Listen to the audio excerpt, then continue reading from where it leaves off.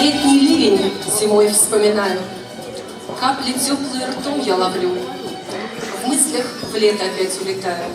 Как же я это время года люблю. Да, зима бесспорно очень красивое время года, но почему-то нам часто вспоминается теплое то время, лето. Особенно летний теплый дождь, когда можно пробежаться под теплым дождем без зонта, да еще и по лужам, да еще и босиком.